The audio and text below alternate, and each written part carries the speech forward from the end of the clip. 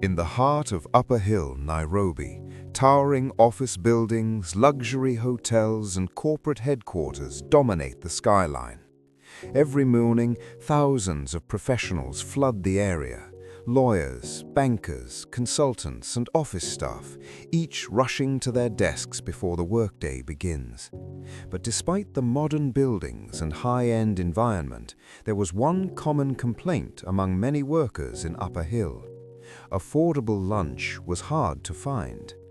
Most of the nearby restaurants catered to wealthy clients and tourists, charging prices that many employees simply could not afford every day. Some workers brought food from home, while others settled for snacks just to get through the afternoon. For a long time, people complained about the problem, but one man saw it as an opportunity. His name was Dennis Otieno. Dennis had always been observant.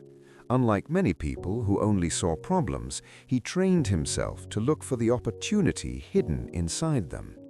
He had previously worked in a small restaurant in Nairobi, where he learned basic cooking and customer service. He wasn't a trained chef, but he understood something very important. People will always pay for good food that is affordable and convenient. One afternoon, while walking through Upperhill during lunch hour, Dennis noticed something interesting. Office workers were walking long distances just to find cheaper meals. Some stood in long queues, others skipped lunch entirely. That was the moment the idea came to him. What if I bring affordable food closer to them? But there was one big problem. Dennis didn't have money to open a restaurant. Rent in Upperhill was extremely expensive, far beyond what he could afford. Most people would have abandoned the idea there, but Dennis believed in starting with what he had. Instead of renting a shop, Dennis came up with a creative solution. He started cooking food from his home early every morning. Rice, beans, beef stew, chapati, vegetables, simple, fresh meals that many people loved. After cooking, he would hire a vehicle for the day, load the food inside, and drive to Upperhill. There was a certain compound filled with offices and businesses where he managed to negotiate a small deal. For 5,000 shillings per month, the management allowed him to park inside the compound during lunch hours. Dennis turned the boot of the car into his food stall. He would open the trunk, arrange the food containers neatly, and begin serving customers. At first, people were curious. Food from a car boot? Some asked. But curiosity quickly turned into excitement when they saw the prices. His meals were affordable, filling, and fresh. Within days, office workers started lining up. Word spread quickly. Have you tried the food from that guy downstairs? It's cheap and actually very good. Soon, Dennis's phone started ringing. Office staff from nearby buildings began calling to place orders. Can you bring 10 plates to the 4th floor? We need 15 lunches for our department. Dennis carefully packaged the meals and delivered them personally. But as the demand grew, he realized he could no longer manage everything alone. Cooking, serving, delivering, and handling calls was overwhelming. So he hired 2 young ladies to help with deliveries.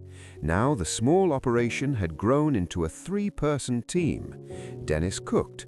The 2 ladies delivered food across offices in Upperhill. Business was booming. Some days the food sold out before lunchtime even ended.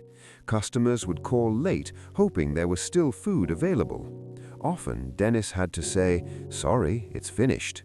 But he took note of something important. The demand was bigger than his supply. Months passed. Dennis's reputation continued growing. Then one day, an unexpected opportunity appeared.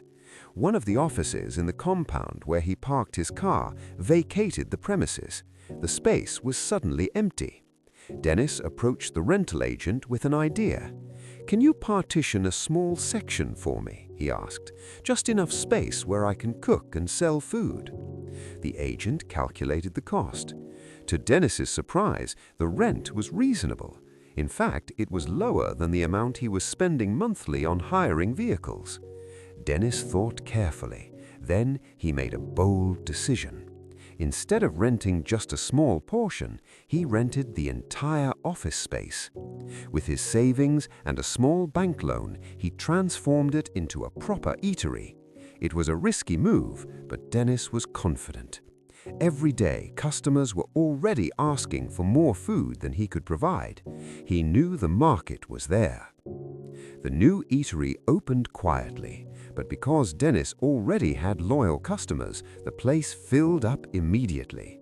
Office workers who once lined up at his car boot were now enjoying fresh meals inside a comfortable space.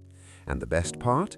Dennis maintained the same principle that made him successful in the first place: affordable food, freshly prepared.